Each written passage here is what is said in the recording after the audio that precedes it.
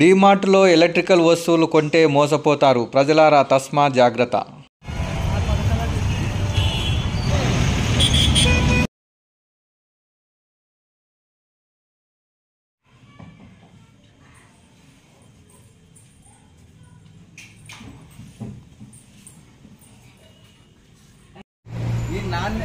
ఇలాంటి ప్రొడక్ట్స్ తెచ్చి ఇలాంటి డీమార్ట్ వాళ్ళు మాకు మోసం చేస్తున్నారు. చాలా ఇలాంటి ఎలక్ట్రానిక్ వస్తువులు ఏవైనా సరే, ఎలక్ట్రికల్ వస్తువులు ఏవైనా సరే, దీన్నే లోపలికి రాలేదు కదా, ఎలక్ట్రికల్ వస్తువులు మార్టులలో కొనకండి. కొంటే ఇలాగ నష్టపోతారు.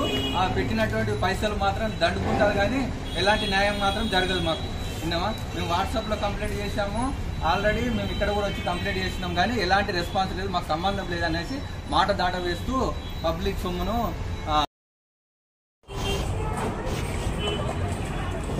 అన్నీ తీసుకొచ్చినప్పుడు వాళ్ళు గ్యారంటీ ఏదో ఒకటి ఇస్తారు కదా, కంపెనీ త్రూ అమ్మమంటే. అవును సార్, అమ్మిన మరి సర్వీస్ కస్టమర్కి ఎలాంటి గ్యారంటీ ఇస్తారు? వాళ్ళు మీకు ఎలా రెస్పాండ్ అయ్యారు తెలియట్లా, నాకు తెలియదు కదా. వాళ్ళు రెస్పాండ్ అవ్వాలని మీరు కంప్లీట్గా అంటున్నారు.